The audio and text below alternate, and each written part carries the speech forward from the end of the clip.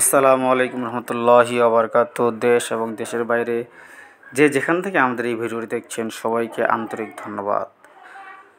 আশা করি সকলে ভালো আছেন। আলহামদুলিল্লাহ আমিও ভালো আছি। প্রচণ্ড রোদ, সূর্যের তীব্রতা, প্রচুর গরম, সাধারণ মানুষের জন্য জীবন কষ্টকর হয়ে গেছে। এর মধ্যে পশু প্রাণীও ব্যতিক্রম নয়। এজন্য আমাদের খামারের সকল গরু এবং ছাগলকে শ্যাম্পু দিয়ে সুন্দর করে গোসল দিলাম। আর কি শান্তি, সকলে খুব স্বস্তি অনুভব করছে। প্রচুর গরম। এর বিনিময়ে অবশ্যই আমরা আল্লাহ সুবহানাহু ওয়া তাআলার কাছে নেকির আশা করব, যেহেতু আমরা প্রাণীদের সেবা করছি। তাদেরকে সুন্দর করে গোসল দিলাম, তারা শান্তি অনুভব করে যদি, তাহলে এর বিনিময়ে আল্লাহ আমাদেরকে অবশ্যই নেকি দেবে ইনশাআল্লাহ। গোসল দিলে গরু এবং ছাগলের শরীরে যে অবাঞ্ছিত লোমগুলো থাকে সেগুলো দূর হয়ে যায়, ফলে শরীর হয় মসৃণ, সুন্দর, দেখতে আকর্ষণীয় লাগে। এই খাসিটা আমরা ইনশাআল্লাহ কুরবানির জন্য রাখছিলাম। তবে দুঃখজনক বিষয় হলো দাঁতটা এখনও হয় নাই, অনেক বড় হয়ে গেছে কিন্তু দাঁত নাই খাসিটার।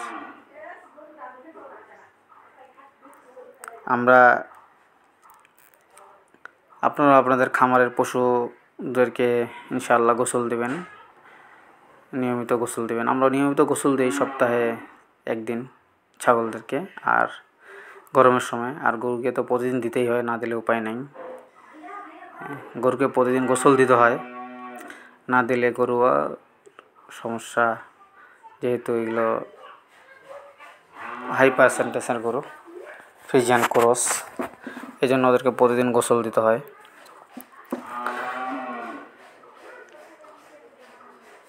শুকরিয়া। নূর এগ্রো ফার্মের সাথে থাকবেন। আমরা আমাদের খামারের পাশাপাশি বিভিন্ন হাট, গরুর হাট, ছাগলের হাটের ভিডিও দিয়ে থাকি, সন্ধান দিয়ে থাকি আপনাদেরকে। বিভিন্ন খামারের সন্ধান দিয়ে থাকি, বিভিন্ন গরু ছাগলের হাটের সন্ধান দিয়ে থাকি। কোন হাটে কোন কীরকম বাজার যাচ্ছে গরুর ছাগলের, এই সন্ধানগুলো আপনাদেরকে আমরা দেওয়ার চেষ্টা করি ইনশাআল্লাহ। আমরা আমাদের খামারের পাশাপাশি বিভিন্ন হাটে ঘুরে আপনাদেরকে এই সন্ধান দেওয়ার চেষ্টা করি। আপনারা আমাদের ভিডিওগুলো দেখে যে মন্তব্য করেন, আলহামদুলিল্লাহ, জন্য আপনাদের প্রতি শুকরিয়া।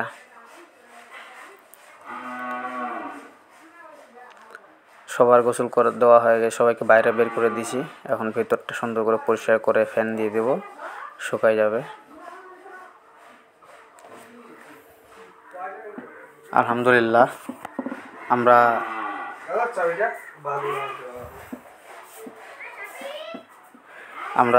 সুন্দর করে তাদেরকে গোসল দিলাম।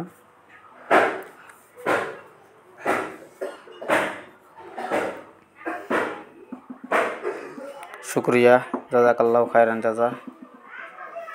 নূর এগ্রো ফার্মের সাথে থাকবেন ইনশাআল্লাহ। আসসালামু আলাইকুম রহমতুল্লাহি ওয়া বারাকাতুহু।